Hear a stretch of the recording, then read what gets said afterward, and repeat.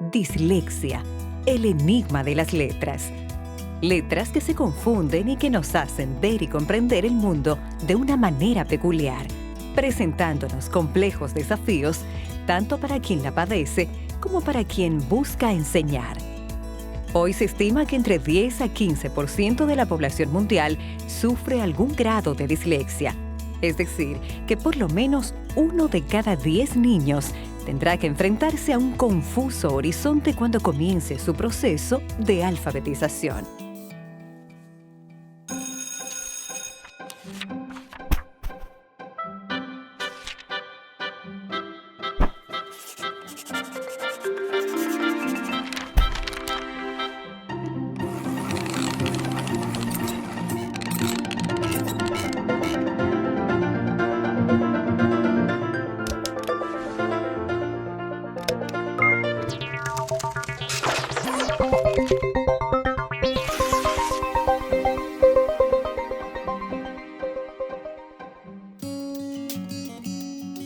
No se trata del resultado de una mala alfabetización, no prestar atención o no estar motivado. Tampoco tiene que ver la condición socioeconómica y mucho menos la falta de inteligencia. La dislexia puede afectar a personas de diferentes razas, ricas o pobres, famosas o anónimas. La dislexia es un trastorno del aprendizaje de la lectura y la escritura de carácter persistente y específico que se da en niños que no tienen otra problemática, tienen un coeficiente intelectual normal, físicamente están normales y no hay otro problema psicológico al cual relacionar estas problemáticas que el niño tiene. Entonces podemos decir que es una perturbación que va a dificultar todo el desarrollo de la adquisición de la lectura y también del texto escrito, en el sentido de su comprensión. La dislexia no es una enfermedad, no es ausencia de salud como se caracteriza la enfermedad, sino más bien son síntomas que describen una problemática y en este caso está en el área del aprendizaje, el aprendizaje de la lectura y la escritura, que son tan comunes y tan necesitados en nuestro sistema educativo. Los síntomas relacionados a la dislexia envuelven problemas, por ejemplo, de comprensión o relación con el grafema, que podemos identificar también como símbolos gráficos, y los fonemas, la relación del sonido con esta representación gráfica. Palabras escritas, por ejemplo, como bobó, el niño escribe como V-O-O-V, topa en lugar de pato. Entonces puede haber una inversión en la organización de los grafemas y así también puede existir una dificultad a la hora de ver y comprender lo que está escrito en estos signos gráficos que se convierten en signos verbales. Escritos que se tornam signos verbais. Algunos otros síntomas están relacionados con la lateralidad. Son niños que confunden izquierda con derecha o tienen lateralidad cruzada. También son niños que les cuesta aprender las rutinas en cuanto al tiempo, son desordenados. Cuando uno le enseña a los niños a dibujar, es el dibujo de las letras, muchas veces ellos lo hacen de manera invertida, hay escritura en espejo. Son niños que les lleva tiempo realizar las tareas, son lentos. Hay déficit en procesos cognitivos, ¿sí?, que desencadenan los síntomas. Uno de ellos es la conciencia fonológica, ¿sí?, que es cuando el niño no puede reconocer los sonidos que forman una palabra. ¿Sí? También lo que es la memoria de trabajo, que es la memoria que le va a permitir al niño mantener, como se dice, online, ¿sí?, esa información que le da, por ejemplo, el profesor una consigna. No puede sostenerla para poder llevar a cabo y ejecutar esa tarea. También tiene un procesamiento más lento de la información, ¿sí? Cuando uno le pregunta algo, tiene como un proceso hasta que responde, lleva su tiempo, y también dificultades en la función nominativa. ¿Sí? Cuando se le muestra una imagen y él tiene que nombrar lo que está viendo, tiene dificultades. La memoria a corto plazo es algo muy íntimamente relacionado con la dislexia y su afección. ¿Por qué? Como no pueden incorporar el conocimiento a través de la lectura o del código escrito, no lo pueden poner en la memoria a corto plazo. Difícilmente entonces eso vaya a la memoria a largo plazo y el conocimiento no llega a afirmarse. O lo poquito que aprendan lo aprenden de manera superficial. atienden con periodos muy breves porque se fatigan, se cansan, porque no entienden lo que se les está mostrando. Y muchas veces el camino de estos niños, si no hay padres que puedan compensarles del hogar, no hay una escuela que le dé un clima emocional positivo, tienden a frustrarse, a retraerse y a generar otro tipo de problemas que inicialmente no estaban. La dislexia se vuelve más perceptible cuando el niño supera el periodo de alfabetización.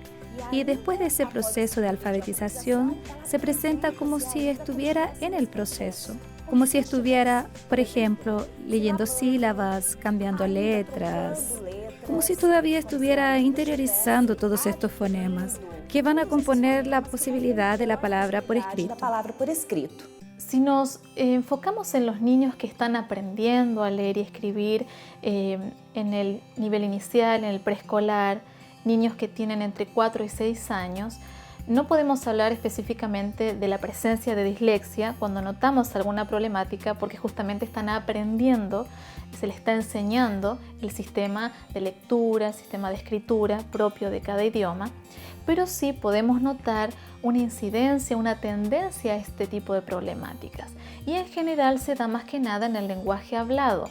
Entonces notamos niños que hablan de manera lenta, muy confusa, que invierten letras dentro de una misma palabra, en vez de decir prado dicen pardo, o a veces omiten fonemas en una palabra, entonces dicen vaso en vez de brazo.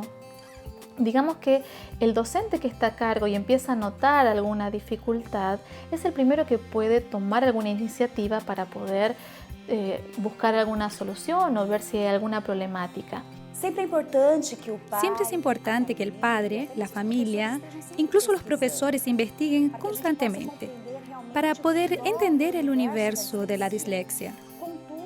Sin embargo, no podemos diagnosticar. Eso es una competencia de los profesionales.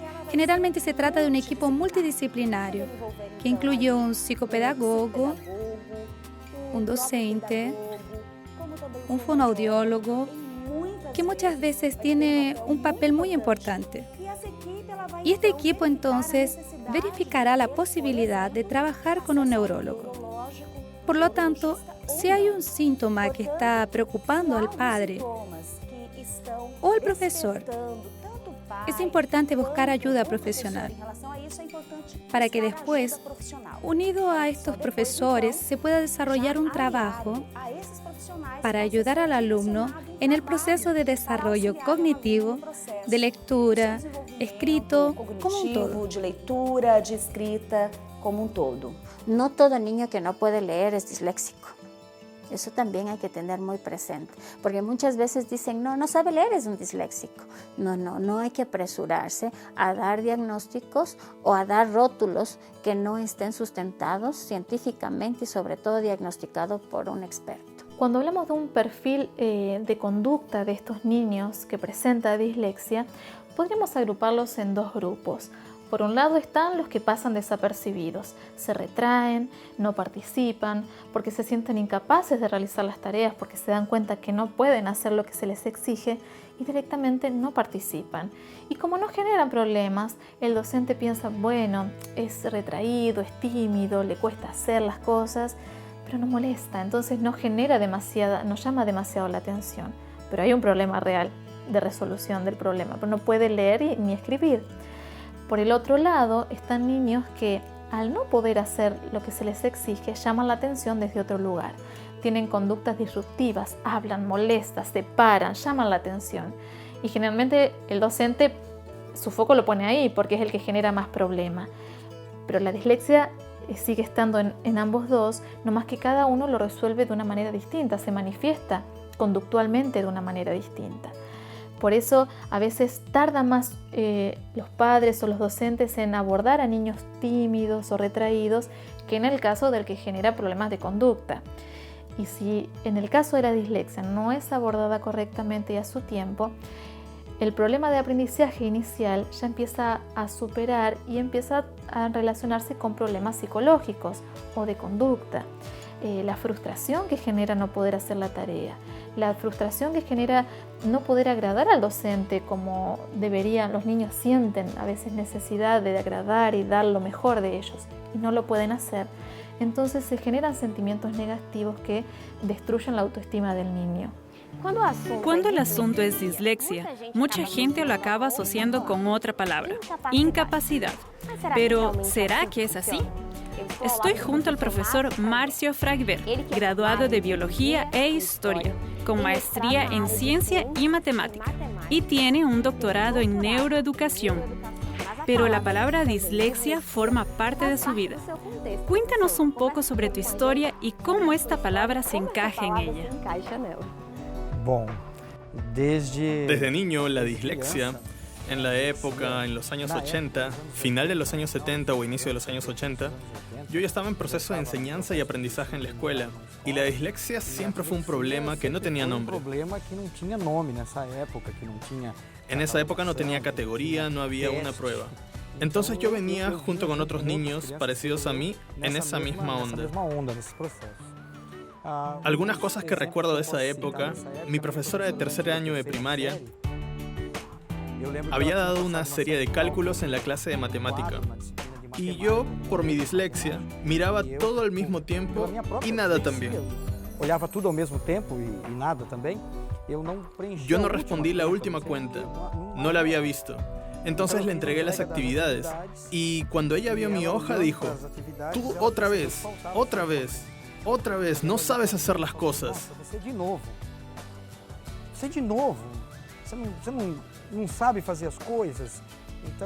Entonces ella me consideraba un incompetente para las matemáticas.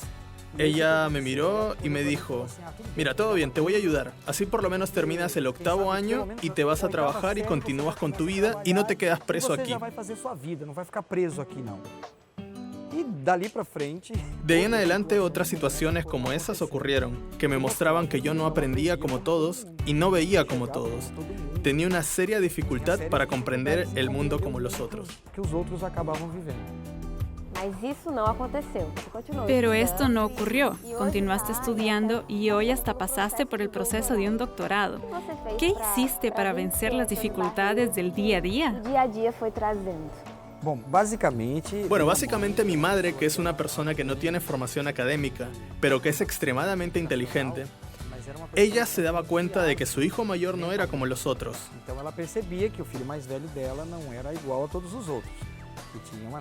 Que tenía una dificultad.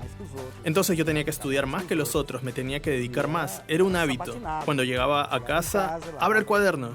Pero quiero jugar al fútbol. No, abre el cuaderno. Tú tienes que escribir en tu cuaderno, tú tienes que hacerlo. No eres igual que los otros. Y siempre usaba la expresión: tú tienes dificultad. Y ella entonces, a partir de ese momento que percibió, creaba mecanismos, formas. A veces me hacía contar porotos, otras veces fideos, otras veces siglos, y con estrategias bien simples comencé a percibir ciertas características.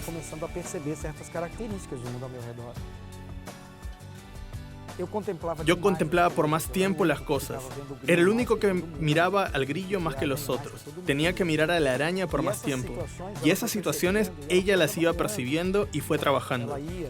Iba a todas las reuniones de padres, escuchaba a los profesores hablando, y a medida que los profesores hablaban, ella iba asociando determinadas características y las iba aplicando.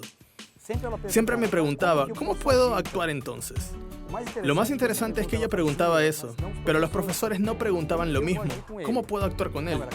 Era cómo mi madre tenía que actuar conmigo. El problema era de ella, el problema era mío.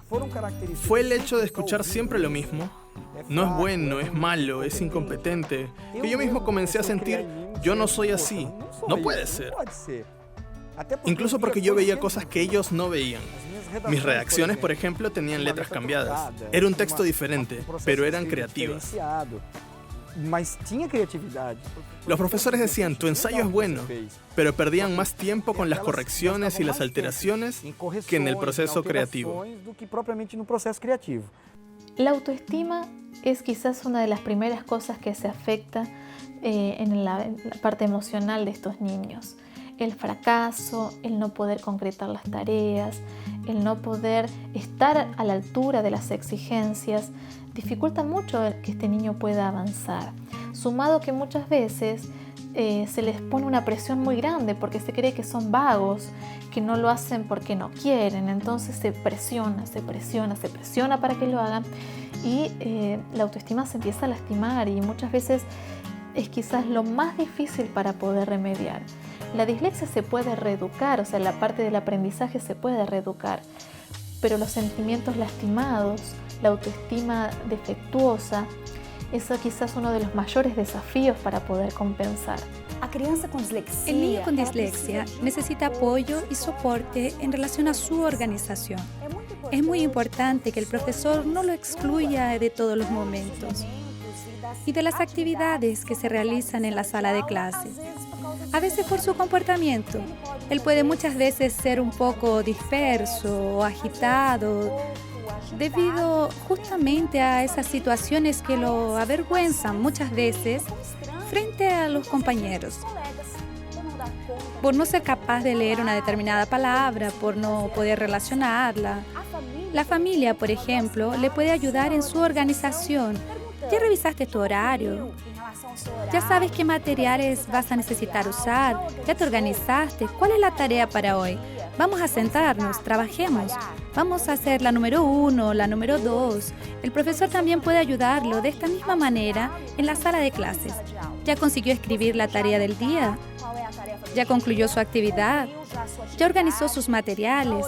Todos estos aspectos van a favorecer la creación de estrategias para poder lidiar con su dislexia. Al final, va a necesitar tener herramientas en relación a los procedimientos, en relación a cómo actuar para conseguir lidiar con eso el resto de su vida. Para conseguir lidar com isso no restante de sua vida.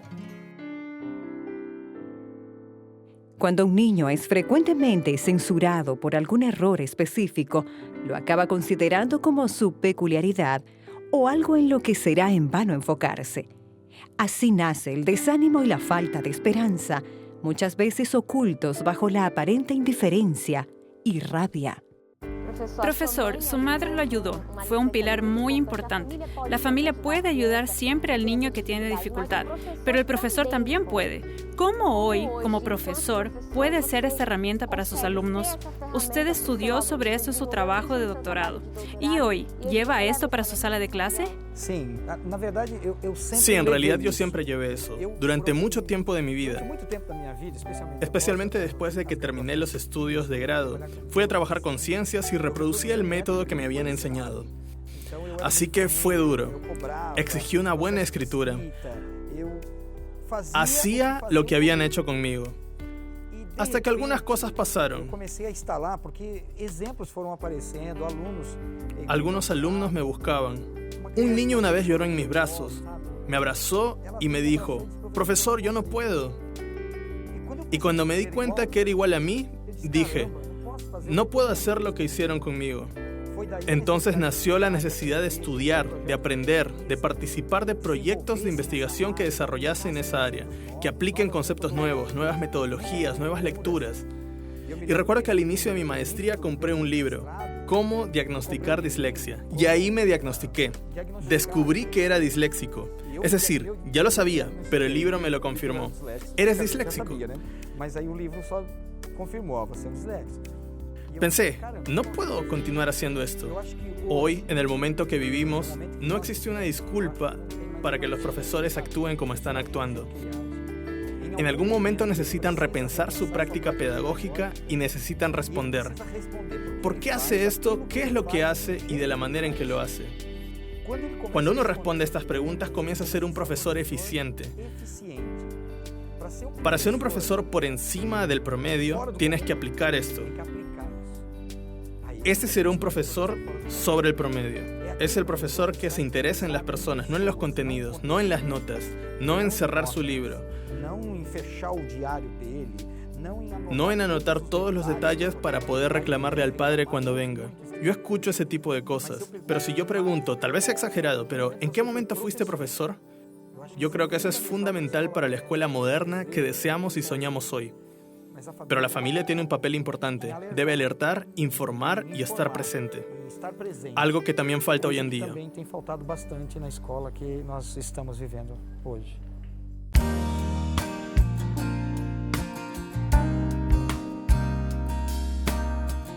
Uno de los momentos en donde el fracaso quizás esté más presente es en los momentos de evaluación.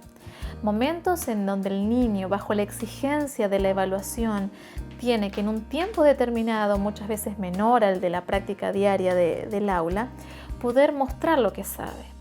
Y es donde muchas veces más fracasan porque no tienen tiempo. Si hablamos que los niños son lentos para realizar la tarea porque son lentos para leer y decodificar lo que están leyendo, porque la comprensión lectora se ve afectada, los resultados de la evaluación muchas veces son negativos. Y no es que necesariamente no sepan lo que se les está evaluando, sino que la manera de ser evaluado no es la que combina con la problemática de la dislexia.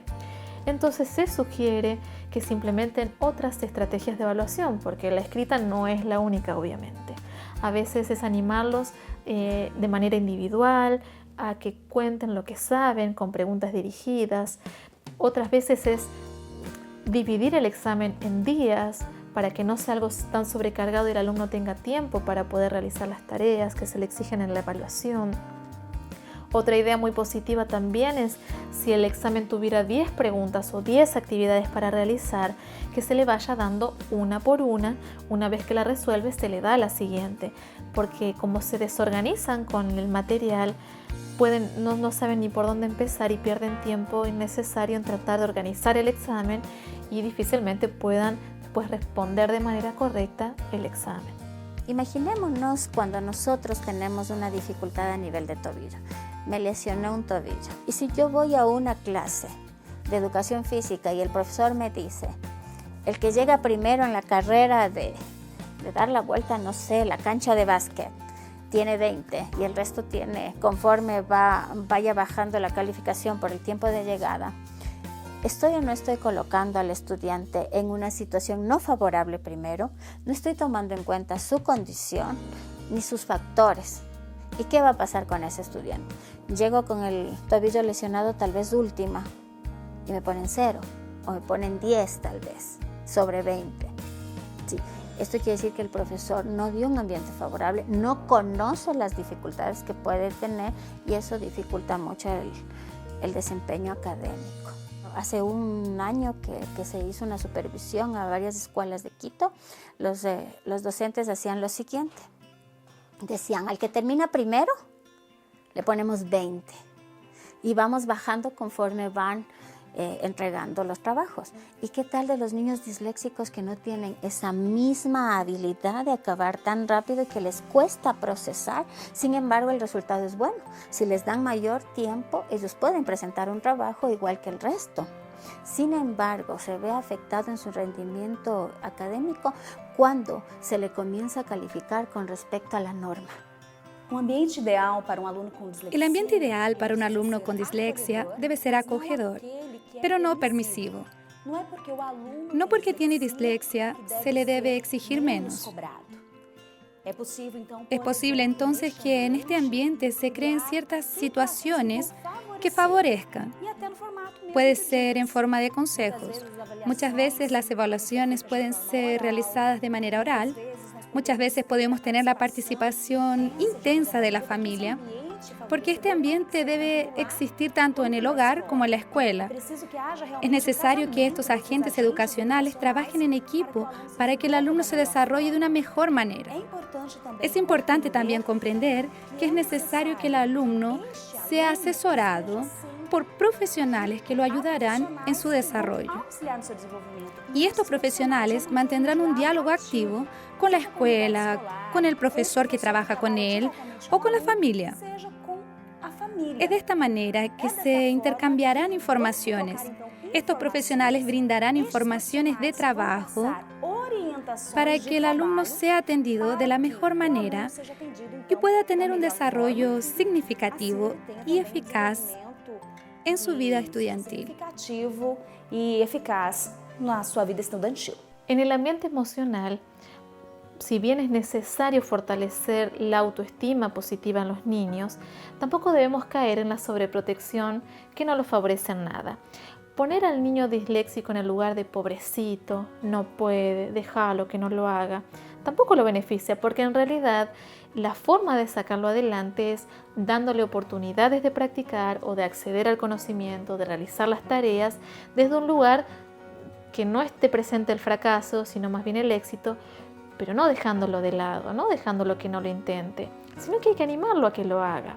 La sobreprotección, el pobrecito, eso no lo ayuda, no lo beneficia.